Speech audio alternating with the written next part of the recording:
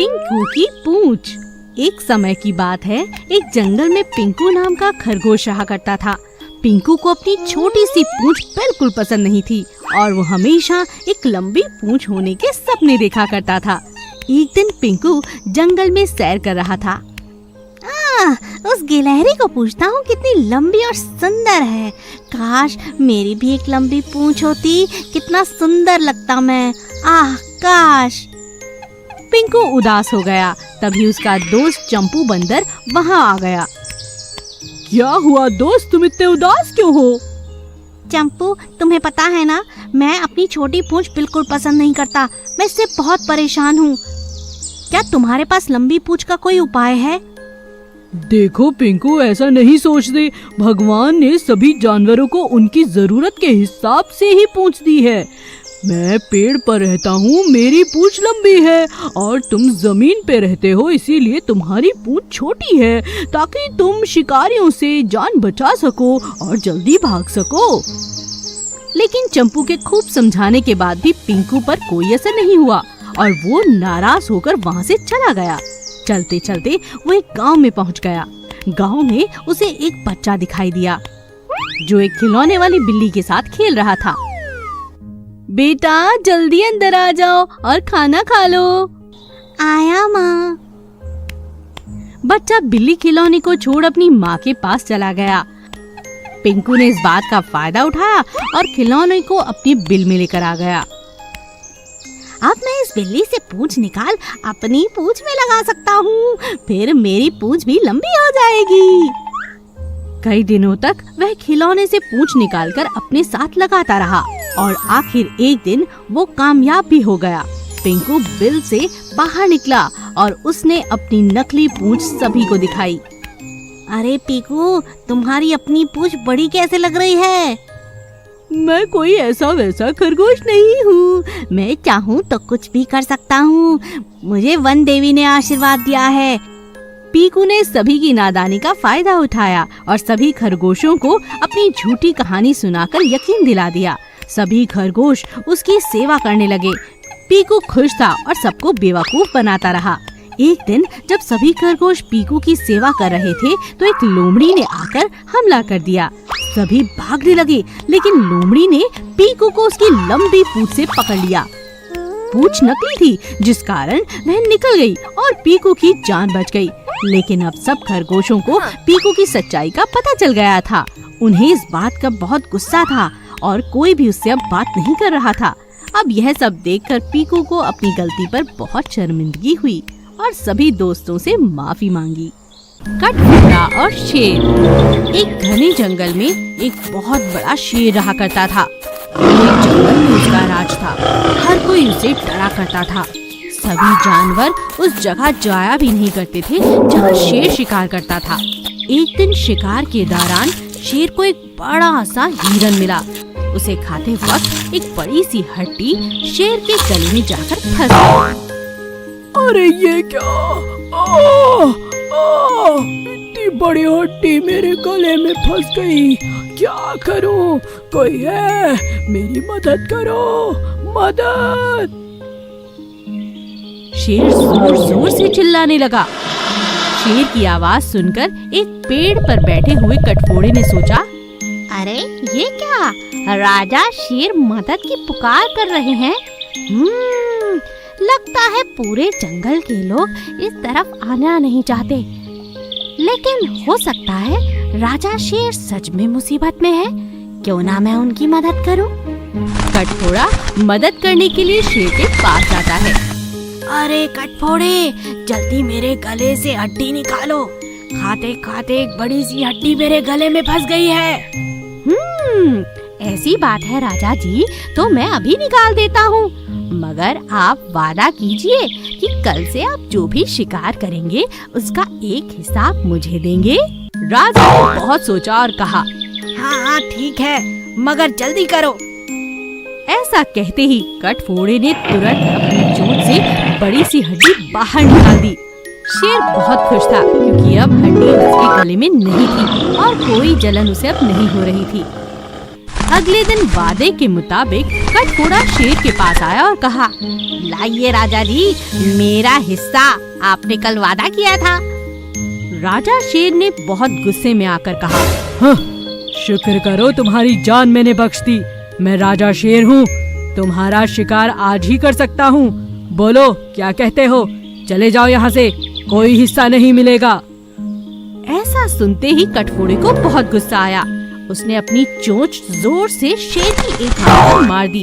शेर चिल्लाने लगा, ये तुमने क्या किया? मेरी आँख फोड़ दी। तब कटघोड़े ने कहा, शुक्र कीजिए, मैंने आपकी दोनों आंखें नहीं फोड़ी। हाँ, चलता हूँ। ऐसा कहकर कटघोड़ा वहाँ से चला गया और शेर शर्मिंदा होकर अपनी आंख पकड़कर बैठ गया। एक घने जंगल में दो कछुए रहते थे। उनमें से मादा कछुआ गर्भवती थी, इसीलिए वह दोनों अपने अंडों को एक जगह सुरक्षित रखने के लिए नदी के उस पार जाने के लिए सोचते हैं। हम हमारे अंडों को यहाँ पर नहीं रख सकते हैं, क्योंकि यहाँ पर तो बहुत सारे जंगली जानवर हैं और सांप भी है। कोई भी आकर हमारे बच्चों को खा सकते हैं। इसीलिए हम नदी के उस पार एक टापू में हमारे अंडों को रखेंगे। ऐसा निश्चय करके नदी पार करके टापू में जाकर सारे अंडों को एक सुरक्षित जगह रखकर फिर वापस आने के लिए नदी में निकल पड़े। लेकिन अचानक वहां पर एक मगरमच्छ आ जाता है और दोनों कछुओं को खाने के लिए नदी में उनका पीछा करता है। पर कछुए किसी भी तरह बचकर उस तरफ पहुंच जाते हैं। तभी मगरमच्छ ने बोला, अच्छा, आज आप तो बच गए, लेकिन फिर से आप दोनों को आपके बच्चों के लिए यहीं से गुजरना पड़ेगा, तब देख लूंगा। हा हा हा हा हा। दोनों कछुए कांपते कांपते वहां से निकल जाते हैं। आखिर वह दिन आ ही गया जब दोनों कछुओं को बच्चों के लिए जाना था और उनको उस मगरमच्छ की बातें याद आते हैं। उनको मालूम नहीं हुआ कि क्या करें। तभी एक मछुआरे को जंगल से जाते हुए वहां पर देखते हैं और उससे पूछते हैं, आपको रोकने के लिए क्षमा कीजिए, हम एक संकट में हैं। हमारे बच्चे नदी के उस पार एक टापू पर हैं, इसीलिए हमें वहां पर जाना है। लेकिन नदी में एक भयानक मगरमच्छ भी है, वह हमको देखेगी तो हमें खा जाएगी। आप हमें किसी भी तरह मदद कर सकते हैं क्या? ओहो, बात ऐसा है क्या? तो मैं आपको मदद कर सकता हूँ। मेरे पास एक छोटा सा नाव है, मैं आपको उसी में नदी के उस पार लेके जा सकता हूँ, ठीक है? धन्यवाद, बहुत शुक्रिया। ये सब मगरमच्छ नदी में रहकर देख लेता है। तो वह दोनों कछुए उस नाव में इस नदी को पार करेंगे क्या?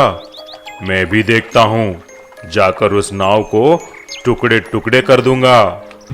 जब मछुआरा दोनों कछुओं को नाव में चढ़ाकर नदी पार कर रहा था, अचानक मगरमच्छ आकर उन पे वार करता है और नाव को डुबाने के लिए जोर से धक्का देकर बहुत कोशिश करता है। लेकिन तुरंत मछुआरे ने अपनी चतुरता से जाल बिछाकर उस मगरमच्छ को बंदी कर लेता है। तभी मगरमच्छ क्षमा मांगता है। हे मछुआरा, मुझे छोड़ दो, मैं आज से दोनों कछुओं को हानि नहीं पहुंचाऊंगा, मुझे क्षमा कर दो। ऐसा बोलते ही मछुआरा उसको रिहा कर देता है और कछुओं को नदी के उस पार छोड़ देता है। जब दोनों कछुए उन प्यारे बच्चों को लेकर आते हैं, तभी मगरमच्छ ने ही उसके पीठ पर सबको चढ़ाकर नदी को पार करने में सहायता करता है। तब से मगरमच्छ और कछुए बहुत अच्छे दोस्त भी बन गए। एक जंगल में बिल्लू नाम का चूहा रहा करता था। उसे खाने पीने का बहुत शौक था, वो हर वक्त खाता ही रहता था। बिल्लू का परिवार हमेशा उसे समझाता रहता था, बिल्लू बेटा, इतना ज्यादा खाना ठीक नहीं, तुम मोटे हो जाओगे और बीमार भी हो सकते हो। नहीं माँ, कुछ नहीं होता, मुझे खाने दो।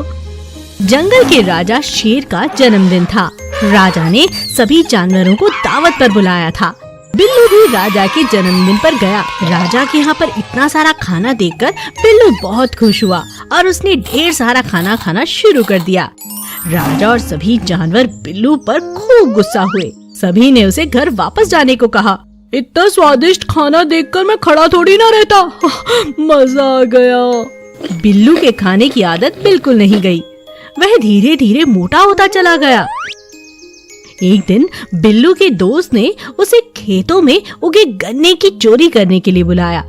अरे वाह, गन्ने के खेत में तो खूब मजा आएगा, मीठे मीठे गन्ने खाएंगे। बिल्लू और उसके दोस्त ने गन्ने तो तोड़ लिए, लेकिन बिल्लू वहाँ खड़ा खड़ा गन्ने खाता रहा और उसका दोस्त वहाँ से जाना चाहता था। उसने कहा, अरे बिल्लू जल्दी आओ, यहाँ खड़े रहना बिल्कुल भी तुम्हारे लिए ठीक नहीं, हमें यहाँ से जाना होगा। बिल्लू ने अपने दोस्त की बात नहीं सुनी और वहीं खड़ा खड़ा गन्ने खाता रहा। कुछ ही देर में एक बिल्ली वहाँ पहुँची। बिल्लू बिल्ली को देखकर भागने लगा, लेकिन इतना सारा खाने के बाद वो भाग ही नहीं सका। बिल्लू बड़ी कोशिश करने के बाद एक झाड़ के पीछे जाकर छुप गया और बिल्ली को चकमा दे दिया।